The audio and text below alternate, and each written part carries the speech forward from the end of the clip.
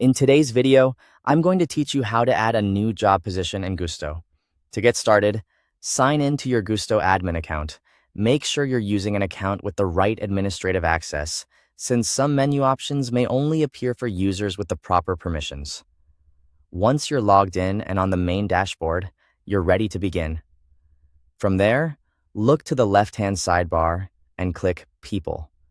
This section is where you manage employee-related details, including information that helps keep your team organized as your company grows.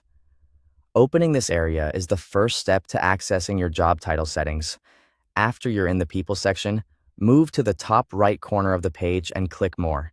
This menu contains additional options that aren't always shown front and center, so if you don't immediately see what you need, this is the place to check.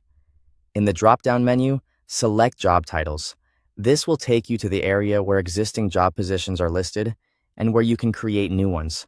If your company already has several titles set up, you may see them here in a list, which can be helpful for keeping naming consistent across your organization. Next, click Add Job Title.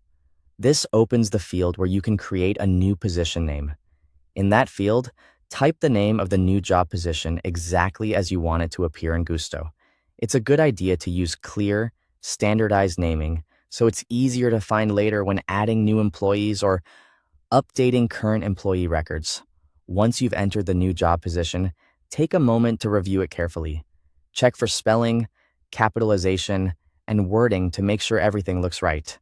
This quick review can help prevent duplicates or inconsistencies, especially if multiple people help manage employee information. If you notice anything that needs to be adjusted, make those changes before moving on. When everything looks correct, click Save to create the new job position. After saving, the new job title will be added to your available list in Gusto. That means it can now be selected whenever you're adding a new employee or updating an existing employee's profile. This helps keep your records accurate and ensures the right position is attached to the right person. And that's all it takes to add a new job position in Gusto. Thanks for watching.